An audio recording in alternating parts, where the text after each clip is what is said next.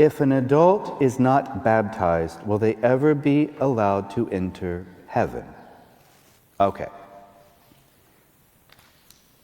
The answer to that is yes and no. In the Catholic Church, I can only speak for the Catholic Church. I can't speak for the others because they have different views. There are different types of baptism in the Catholic Church. The most usual way is baptism by water. And what I mean by baptism by water, I mean water, not Coca-Cola, not Kool-Aid, not Gatorade, actual water, uncarbonated, is poured over the person's head with the words, I baptize you in the name of the Father, and of the Son, and of the Holy Spirit.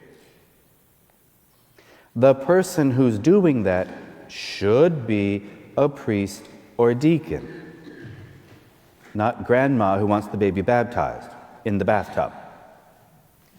It should be a priest or deacon in the church, not grandma in the bathtub because the child's not baptized and they want it to be. In an emergency, like someone is in the process of dying, it is permissible for anyone to baptize the person if they ask for it or want it. Or in the case of a small infant in the hospital, if it's born and it's dying, the nurses could very quickly, if the parents asked, baptize the child with some water in the event that it might die. Can't wait for the priest. It could die before they get there. It's okay. Again, that's an emergency situation, danger, high danger of death. That's baptism by water. There's another baptism called baptism by blood. We'll call those martyrs. People who died because of Jesus and their belief in Jesus and their refusal to give up Jesus. Or because of Jesus in general. Let's say that we have a group of people who are in the program to become Catholic, they're not baptized, and we're sitting here in the church having a lesson, and God forbid, some gunman comes in and shoots everybody in the room.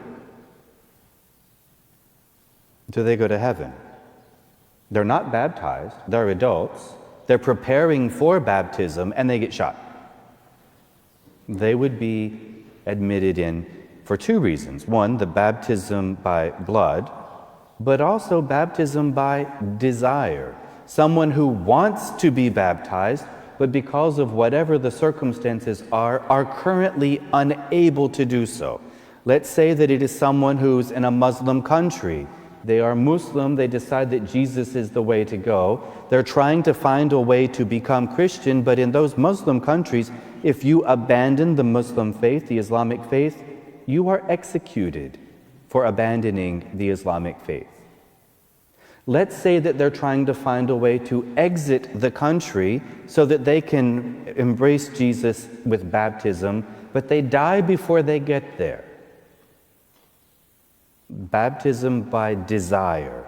They believe in Jesus, they desire baptism, and because of whatever the circumstances, they are unable to get it before they die. Have a heart attack while they're in the church getting ready for baptism. They didn't get baptized, they're dead now. Their desire for that baptism also counts.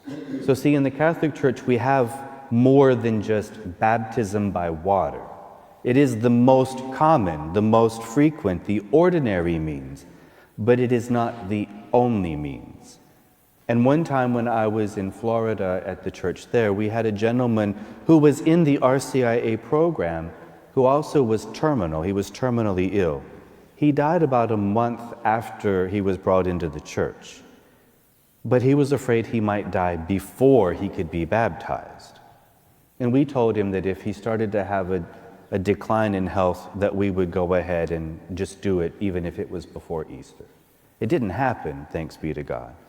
But his desire would have already secured him that place.